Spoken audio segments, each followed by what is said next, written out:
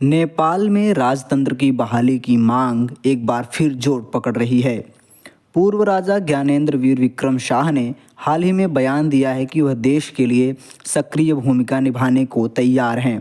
इसके बाद नेपाल में राष्ट्रीय प्रजातंत्र पार्टी ने समर्थकों ने काठमांडू में एक बड़ी रैली निकाली, जिसमें हजारों लोग नेपाल के राष्ट्रीय ध्वज के साथ शामिल हुए। आपको बता दें कि 2008 में राजतंत्र की समाप्ति के बाद लोकतंत्र शासन लागू हुआ था, लेकिन बीते कुछ वर्षों में जनता का गणतंत्र से मोह भंग होता दिख रहा है।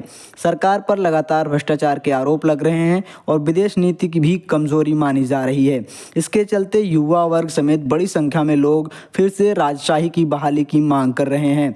गुरुवार को पोखरा में ज्ञानेंद्र शाह ने पूर्व राजा वीरेंद्र शाह की प्रतिमा का अनावरण किया, जहां हजारों समर्थक मौजूद रहे। इस दौरान लोगों ने राजशाही का राष्ट्रगान गाया और राजा आओ देश बचाओ के नारे भी लगाए।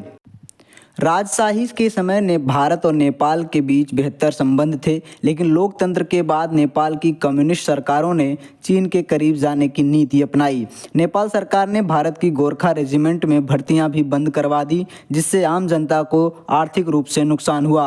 अब जनता ने फिर से पुराने दिनों को याद कर रही है, जिसका फायदा राजशाही समर्थक उठाने की कोशिश कर रहे हैं।